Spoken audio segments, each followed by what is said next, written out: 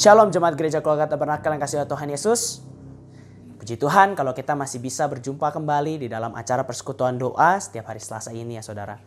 Nah saudara bisa saudara lihat bahwa seluruh aksesoris di sekitar saya ini sudah berbau Imlek saudara. Berarti kita sudah masuk ke dalam bulan yang baru yaitu bulan Februari di tahun 2021 saudara. Nah seperti apa yang saya pernah janjikan sebelumnya bagi saudara-saudara sekalian, yaitu saya ingin mengupas ayat tahunan saya. Bagi saudara-saudara yang tidak memiliki ayat tahunan, waktu itu saya bilang bahwa saudara yang tidak memiliki ayat tahunan bisa mengimaninya bersama dengan saya, ayat tahunan saya. Apakah saudara masih mengingat ayat tahunan saya?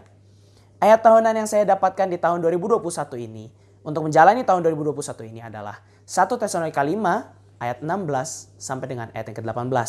Tetapi pada saat ini kita akan masuk ke dalam bagian yang pertama terlebih dahulu. Kita akan membahas lebih detail mengenai 1 Tesalonika 5 ayat yang ke-16. Mari saudara-saudara kita membuka Alkitab kita. Bagi saudara yang punya Alkitab silahkan buka Alkitab. Atau bagi saudara-saudara yang memiliki Alkitab di gadgetnya bisa juga menggunakan Alkitab di gadget. Kita akan baca 1 Tesalonika 5 ayat 16. Bersukacitalah senantiasa. Sungguh sebuah ayat yang sangat pendek ya saudara ya. Ayat ini terdiri dari dua kata dan mudah untuk diingat. Tetapi apa makna dari ayat ini? Kalau kita misalnya melihat dalam Alkitab gitu ya. Kenapa Alkitab menyuruh kita untuk bersukacita? Bersukacita kan itu gampang. Kita tertawa saja kita sudah orang sudah berkata bahwa wah orang itu bersukacita sekali. Kita senyum-senyum, kita senang-senang, melompat-lompat. Wah orang itu sangat bersukacita. Tetapi kenapa Alkitab mencatat bersukacitalah senantiasa? Pastinya kan bersukacita kan hal yang mudah. Seperti saat saudara bisa pergi jalan-jalan ke luar negeri atau keluar kota. Pasti saudara akan merasakan sukacita. Atau saudara yang sedang merayakan hari ulang tahun. Nah, pasti saudara-saudara juga merasakan sukacita karena saudara-saudara menantikan hadiah-hadiah yang saudara terima. Dan juga kedewasaan yang saudara terima karena umur saudara bertambah setahun. Atau apakah saudara bersukacita karena sebentar lagi kita akan merayakan hari raya Imlek dan bisa berkumpul-kumpul, bisa acara keluarga seperti itu. Apakah saudara bersukacita karena itu? Pasti saudara bersukacita kalau merayakan Imlek bersama dengan keluarga atau kerabat saudara. Lihat, bukankah bersukacita itu suatu hal yang mudah? Kita manusia tahu kok caranya bersukacita. Namun kenapa mesti diingatkan kembali dalam Alkitab untuk bersukacita? Nah, saya akan ajak saudara untuk merenungkan semua kejadian yang sudah saya sampaikan tadi saudara. Bagaimana jika saudara melakukan perjalanan ke luar kota atau ke luar negeri berlibur seperti yang tadi saya sudah sampaikan.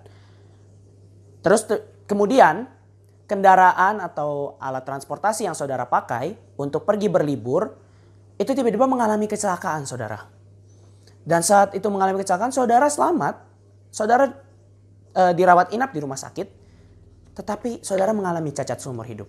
Apakah saudara masih mau untuk bersukacita pada saat itu? Atau mungkin saudara yang menyambut hari ulang tahun, saat sudah tiba hari ulang tahun saudara, saudara menginginkan sebuah barang yang memang betul-betul saudara inginkan. Tapi pada waktu saudara menerima barang itu, saudara menerima hadiah dari seseorang, ternyata itu tidak sesuai dengan ekspektasi. Apakah saudara masih mampu untuk bersukacita? Atau saudara ingin merayakan Imlek sudah direncanakan semuanya, makanan sudah disediakan, tapi tiba-tiba kerabat saudara menelpon karena PSBB kami mempertimbangkan kami tidak jadi datang. Kita bertemu via online aja ya, bertemu video call aja. Apakah saudara masih bisa merasakan sukacita yang sama? Pada waktu saudara sudah semangat-semangat menyediakan makanan dan ingin berkumpul bersama dengan keluarga dan kerabat. Apakah saudara masih bisa bersukacita saat hal itu terjadi? Nah saudara, saya akan mengajak saudara untuk memperhatikan sebuah kisah seseorang yang sudah sangat terkenal. Dan pasti saudara-saudara semua sudah pada tahu. Maksudnya sudah mengetahui kisah dari tokoh yang akan saya angkat ini. Nah kita akan membukanya di dalam Ayub 2 ayat 9 sampai dengan ayat yang 10. Kita akan baca secara bersama-sama Ayub 2 ayat yang ke-9 sampai dengan ayat yang ke-10. Maka berkatalah istrinya kepadanya, masih bertekunkah engkau dalam kesalehanmu? Kutukilah Allahmu dan matilah. Tetapi jawab Ayub kepadanya, engkau berbicara seperti perempuan gila. Apakah kita mau menerima yang baik dari Allah tetapi tidak mau menerima yang buruk. Dalam kesemuanya itu, Ayub tidak berbuat dosa dengan bibirnya. Nah, saudara-saudara, tokoh yang tadi saya angkat itu adalah namanya tokoh Ayub. Ayub ini adalah seorang yang sangat kaya, seorang laki-laki yang sangat kaya di tanah Uz pada masanya. Dia memiliki beribu-ribu ternak, dia memiliki kekayaan yang luar biasa banyaknya. Sampai suatu saat kekayaan itu semua hilang. Atas seizin Tuhan, iblis ingin mencobai Ayub. Dan kemudian akhirnya iblis menghilangkan semua hartanya. Dengan anggapan bahwa Ayub akan mengutuki Allah setelah ia tidak memiliki kekayaan dan kebesaran lagi. Ternyata Ayub tidak berbuat itu, saudara. Ternyata Ayub tidak mengutuki Tuhan. Ayub tidak berbuat dosa dengan bibirnya.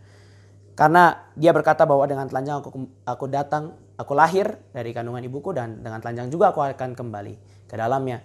Allah yang memberi, Allah juga yang mengambil, terpujilah nama Tuhan. Ia berkata seperti itu, saudara. Dan tidak selesai di situ. Iblis kembali lagi mencobainya dengan sebuah sakit penyakit. Yaitu sebuah sakit borok ya, saudara. Yang sangat gatal dan akhirnya membuat Ayub ini merasa, waduh, ditinggalkan oleh semua orang, termasuk oleh istrinya, saudara. Makanya kenapa tadi istrinya berkata, masih betulkah engkau dalam kesalehanmu? Kutukilah Allahmu dan matilah. Lihat, dalam kesemuanya ini, Ayub tetap bersuka cita. Mengapa saya bisa katakan Ayub bersuka cita, saudara? Mengapa saya bisa katakan Ayub ini bersuka cita? Padahal tidak tertulis di dalam Alkitab. Seperti ini, saudara. Manusia pada umumnya memiliki sebuah kecenderungan. Menyalahkan suatu pihak pada waktu ada kejadian buruk atau tidak menyenangkan. Atau kejadian yang tidak membuat sukacita. Itu menyerang diri mereka. Gak usah jauh-jauh. Kita melihat Adam dan Hawa waktu mereka jatuh dalam dosa. Mereka ketahuan sama Tuhan. Karena mereka tidak mau sesuatu yang buruk menimpa mereka. Atau karena mereka kehilangan damai sejahtera. Maka mereka akhirnya saling menyalahkan pihak satu dengan pihak yang lain, saudara. Tidak jauh berbeda dengan kita. Misalnya kita kembali lagi ke yang contoh tadi ya, saudara. Pada waktu kita melakukan jalan-jalan ke luar negeri itu. Misalnya katakanlah kita atau keluar kota misalnya, saudara. Kita memakai mobil. Terus kemudian mobil ini disetir oleh seorang supir saudara misalnya. Kemudian mobil ini mengalami kecelakaan. Dan saudara menjadi cacat seumur hidup. Mungkin akan menyalahkan banyak hal ya, saudara. Mungkin akan menyalahkan, supir Anda tidak becus. Atau supir saudara tidak becus dalam membawa mobil. Itu karena supir saya tuh. Wah, itu karena ada orang yang tadi tiba-tiba nyebrang, jadinya saya ketabrak tuh. Wah, ini karena Tuhan tuh gak ngehindarin aku dari kecelakaan. Padahal aku sebelum pergi udah berdoa loh. Kok masih celaka juga? Nah, coba lihat, saudara. Banyak sekali hal yang bisa kita jadikan kambing hitam ya, saudara. Banyak sekali hal yang bisa kita salahkan karena kita kehilangan sukacita itu, saudara. Kita kehilangan sukacita, kita bersedih, sampai akhirnya kita mau menyalahkan pihak lain atas apa yang terjadi kepada kehidupan kita. Itu adalah sebuah hal yang sangat manusiawi, saudara. Karena seluruh umat manusia pasti pernah merasakan hal-hal yang demikian. Yaitu karena seorang karena dia tuh, maka saya begini. Tapi kita lihat reaksi Ayub, saudara. Ia tidak menyalahkan siapapun. Dia menerima apa saja yang terjadi dalam kehidupannya ini. Dan juga dia menginsyafi bahwa apa saja yang terjadi dalam kehidupannya itu adalah seizin Tuhan, saudara. Dari situlah timbul sebuah sukacita yang luar biasa di dalam hatinya. Timbul sebuah kedamaian yang luar biasa dalam hatinya. Sehingga ia tidak menyalahkan pihak lain. Nah, hal ini persis seperti apa yang Raja Daud katakan dalam kitab Mazmur 9 ayat yang ke-3, saudara. Mari saya ajak lagi saudara untuk membuka kitab saudara di Mazmur 9 ayat yang ke-3. Nah, saya akan bacakan bagi kita sekalian. Aku mau bersukacita dan bersukaria karena engkau. Bermazmur bagi namamu ya Maha Tinggi.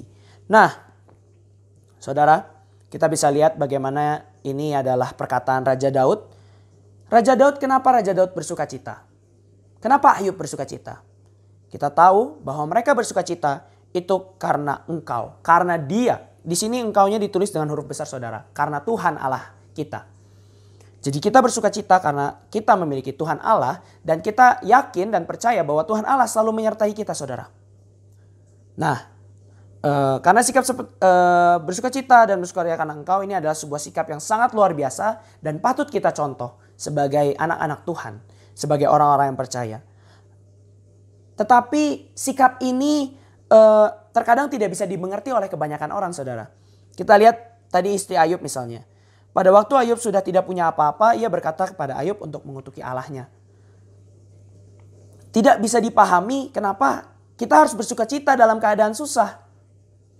Kenapa kita tidak boleh menyalahkan orang lain? Kenapa kita tidak boleh emosional dan menyalahkan sebuah pihak, misalnya seorang pihak atau apapun yang bisa kita salahkan? Misalnya kalau tadi kenapa kita tidak bisa menyalahkan COVID? Karena COVID ada sih, kita nggak bisa kumpul-kumpul merayakan Imlek. Kenapa kita tidak boleh menyalahkan siapapun, saudara, dan tetap harus bersuka cita?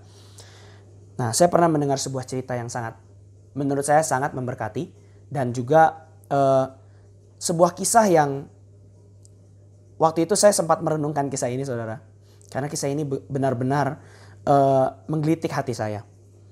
Saya pernah mendengar kesaksian dari seorang hamba Tuhan yang memiliki seorang istri.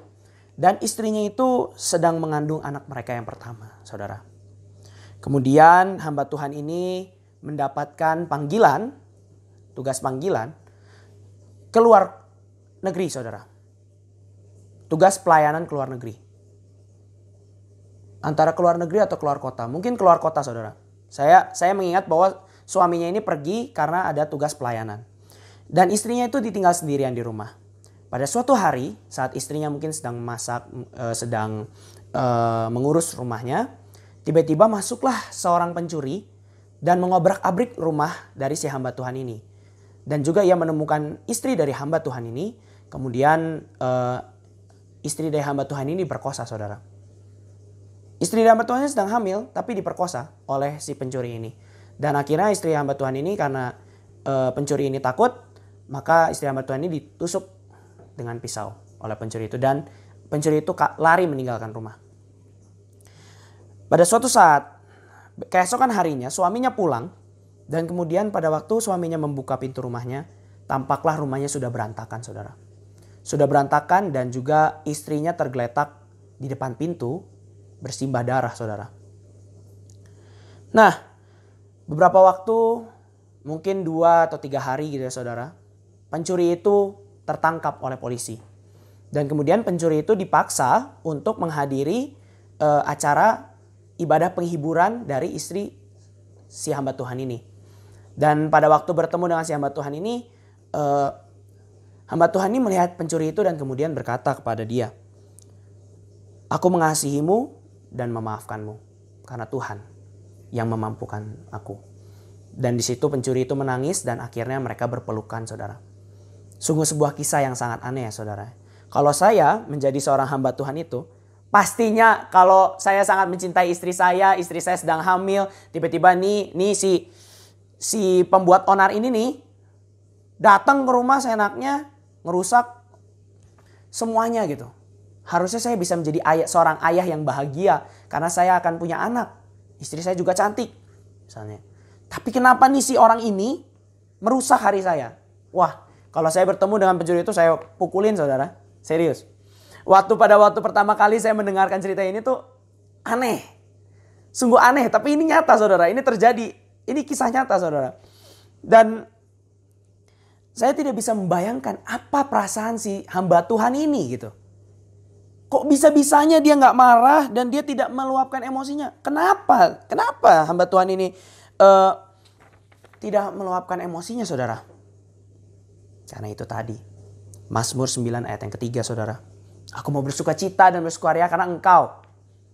Karena Tuhan yang memampukan. Hamba Tuhan ini percaya bahwa apa yang terjadi di dalam kehidupannya itu adalah seizin Tuhan, saudara. Saya mengingat akhir dari cerita ini. Pada akhirnya si pencuri itu, saudara, itu menjadi asisten dari hamba Tuhan ini, saudara. Jadi hamba Tuhan ini mengambil si pencuri ini dan mendidiknya Dan itu menjadi asistennya, saudara. Wah, begitu luar biasa. Seorang yang membunuh istrinya sendiri dijadikan partner oleh dia. Itu luar biasa ya, saudara. Kemudian apa implikasinya semua kisah ini, semua kesaksian ini? Apakah implikasinya dari cerita Ayub, dari kisah hamba Tuhan ini yang tidak menyalahkan orang lain dalam apapun yang ia alami dan tetap bersukacita dalam hatinya? Apa implikasinya bagi kita yang dan apa implikasinya bagi saya yang mendapatkan ayat akhir tahun ini? Sepertinya, saudara, saya berpikir bahwa di tahun ini akan banyak sekali serentetan kejadian yang akan membuat saya tidak bisa bersukacita. Yang akan merampas sukacita itu dari hati saya, saudara. Dan juga bagi semua saudara-saudara yang ingin mengimani ayat ini bersama-sama dengan saya, saudara juga harus mengimani bahwa apapun yang terjadi dalam kehidupan kita itu adalah izin Tuhan. Dan aku mau bersukacita dan bersukaria itu karena Tuhan. Jadi bersukacitalah senantiasa itu artinya kita terus-menerus bersukacita. Kenapa kita terus-menerus bersukacita? Karena Tuhanlah yang memberikan sukacita itu ke dalam hati kita. Itu yang harus kita imani. Dan kita harus berjaga-jaga bahwa nanti suatu saat ada kejadian yang menimpa diri kita dan kita harus berjaga-jaga bahwa kita harus bersukacita selalu. Sembari memikirkan solusi atau misalnya itu adalah yang menghampiri kita adalah sebuah hal yang sulit, ya kita memikirkan solusi sembari kita tetap tenang dan tetap tidak menyalahkan pihak-pihak yang lain. Nah, jika saya dan saudara sekalian selalu sadar bahwa segala sesuatu dalam kehidupan ini diizinkan Tuhan dan Tuhan tidak pernah meninggalkan kita orang-orang yang berharap padanya, maka niscaya Tuhan akan melimpahkan sukacita senantiasa terus menerus ke dalam hati kita. Entah dalam keadaan susah, entah dalam keadaan sedih, senang, tetap ada damai dan sukacita di hati. Karena yang menjadi kunci sukacita kita orang-orang yang percaya kepada Tuhan adalah Tuhan Yesus sendiri. Kami mau bersukacita dan bersukaria karena Engkau Tuhan Yesus. Demikian pengulasan ayat-ayat tahun saya bagian yang pertama, yaitu dari 1 Tesalonika 5:16 tentang bersukacitalah senantiasa. Pada pertemuan berikutnya saya akan membahas lagi bagian berikutnya dari ayat akhir tahun saya, yaitu 1 Tesalonika 5 ayat 17 yang berbunyi, tetaplah berdoa. Kiranya firman Tuhan ini menguatkan kita dan kiranya sukacita yang daripada Tuhan Yesus menyertai saudara-saudara sekalian. Puji Tuhan. Amin.